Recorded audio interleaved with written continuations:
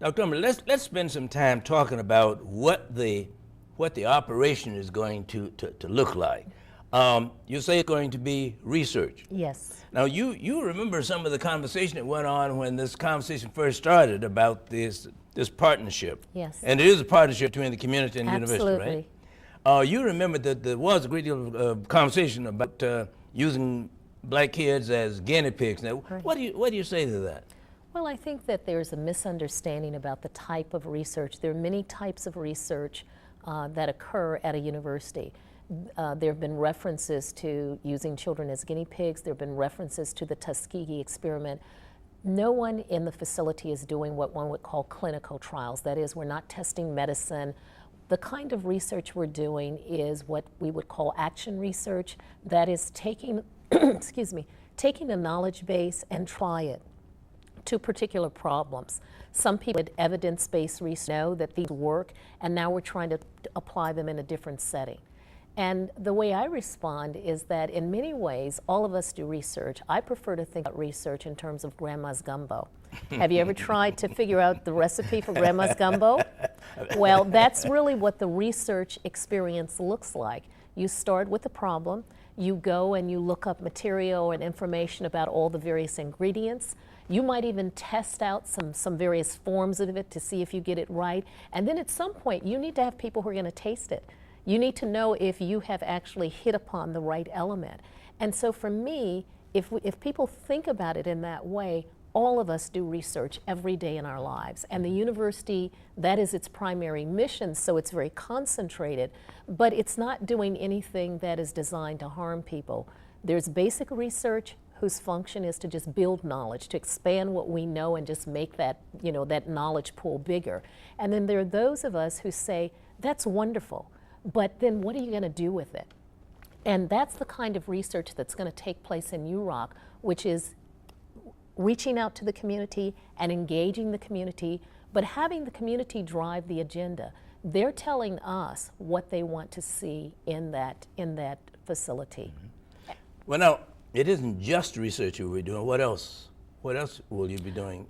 Well, we would call it engagement, that we are building a partnership. The university formed the University Northside Partnership that included community organizations, the city and the county, and that partnership has given us, it was a way for us to come together and talk about what are the urgent areas. And there were 3 areas that were identified, not by the university, but by the focus group hall meetings. There was a good idea. So the community has had participation in the process. Right now, there are 2 separate working groups.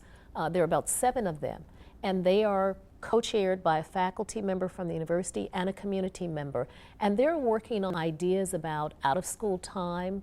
They're working on ideas about health and wellness. They're working on ideas about childhood obesity and economic development issues as well. Well, it sounds as if you have put together a good working relationship with the community and kind of a coalition, if you will, of a community to provide you the kind of input, feedback, and that will enhance what you're doing. I would say that we've started the formation of that, and we still have a lot of work to do. We're not perfect, but we're trying to move towards a more perfect union in that sense. And so, for example, I've begun a strategic planning process. And along the way, and I would say sometime in October, members of the community will be hearing about a large, open, strategic planning meeting that we will be able to accommodate up to 80 people to participate in having something to say. So it won't be possible to have everyone, but we feel that with that kind of number we would have a good representation and people will have something to say about what the vision, the strategic vision of UROC is going to be, and have some say in how the language of that is going to be formulated. Well, now, will UROC focus only on children, and if so, what age group? Oh, not at all. If you look at the fact sheet that we've developed, and we do have a website now, www.uroc.umn.edu. If you look at the list of programs that are there are about 10 programs.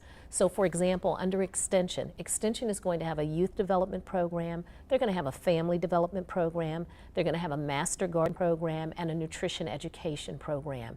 And so those different programs will target different members of the community. Some will be youth, some will be families, some will be children, some will be just whomever has an interest, particularly in the gardening.